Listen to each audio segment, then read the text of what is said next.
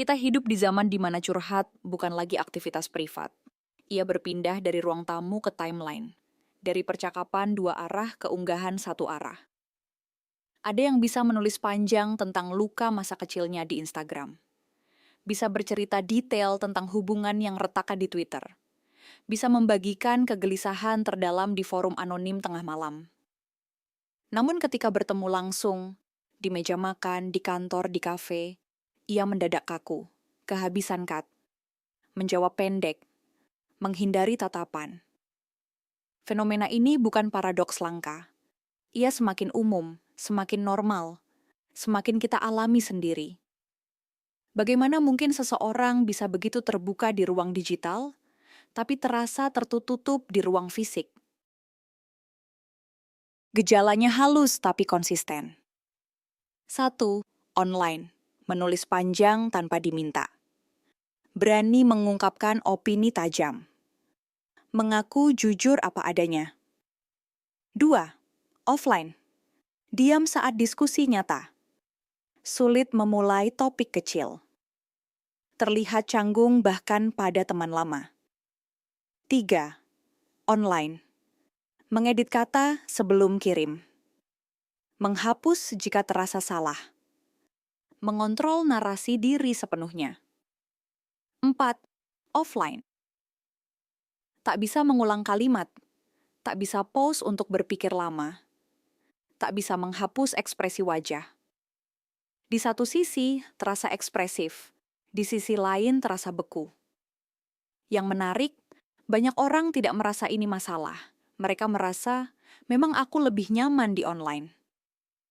Tapi apakah ini sekadar preferensi, atau ada sesuatu yang lebih dalam? Apakah kita benar-benar lebih terbuka secara emosional? Atau kita hanya lebih nyaman mengontrol bagaimana kita terlihat? Apakah oversharing itu tanda keberanian? Atau justru mekanisme pertahanan? Mengapa ruang yang penuh orang, ruang fisik, membuat kita lebih defensif daripada ruang yang penuh algoritma? Dan pertanyaan yang lebih sunyi, apakah kita sedang kehilangan kemampuan hadir di depan manusia nyata? Di permukaan jawabannya sederhana, online memberi kontrol. Kita bisa menyusun kalimat perlahan, memilih sudut cerita, mengatur timing publikasi, menghapus jika respons tak sesuai harapan. Offline tidak memberi itu. Ia real time, ia mentah, ia tanpa tombol edit. Dalam dunia yang penuh evaluasi sosial, kontrol terasa seperti keamanan. Maka kita bukan lebih terbuka, kita lebih aman. Oversharing online sering terlihat seperti keberanian. Tapi keberanian tanpa risiko langsung terasa berbeda. Ketika kita bercerita sedih di internet, kita tidak melihat mata yang menilai. Kita tidak mendengar napas yang berubah. Kita tidak merasakan keheningan canggung. Respon datang dalam bentuk teks, emoji, like. Ada jarak, dan jarak menurunkan ancaman. Offline, kerentanan membawa konsekuensi instan. Tatapan, ekspresi, perubahan energi ruangan. Tubuh kita membaca semua itu sebagai potensi bahaya sosial. Dan sistem saraf bereaksi. Kaku, singkat, menarik diri. Jadi mungkin bukan kita tak mampu bicara. Kita hanya tak tahan intensitas kehadiran manusia lain. Di level sistemik, masalahnya lebih luas dari individu. Platform digital dirancang untuk mendorong ekspresi. Algoritma menyukai cerita personal. Konten emosional mendapat interaksi lebih tinggi. Semakin jujur terlihat, semakin relatable. Semakin dramatis, semakin viral. Lambat laun, kita belajar. Ekspresi emosional adalah mata uang. Freya. Namun budaya performa ini berbeda dengan relasi nyata. Di dunia nyata, kedalaman dibangun perlahan, melalui waktu, melalui konsistensi, melalui kehadiran. Online memberi ilusi kedekatan instan. Offline menuntut investasi jangka panjang.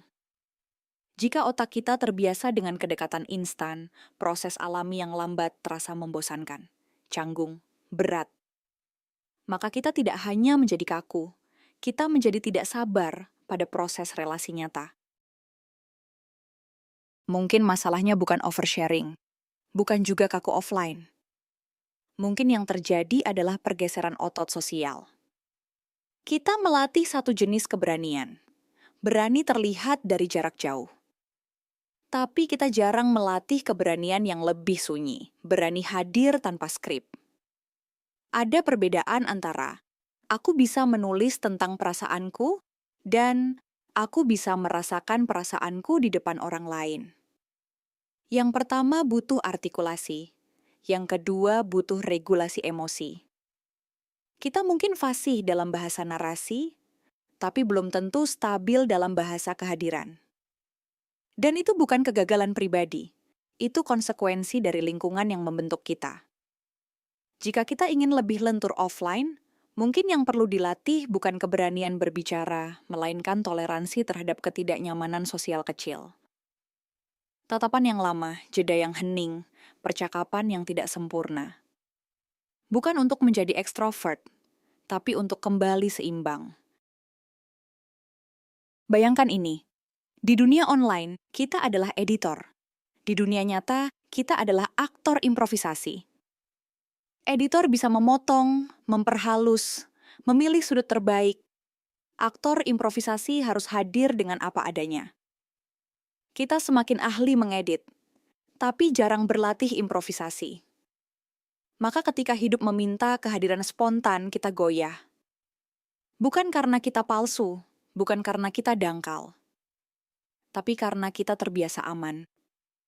Pertanyaannya bukan lagi, kenapa aku oversharing online?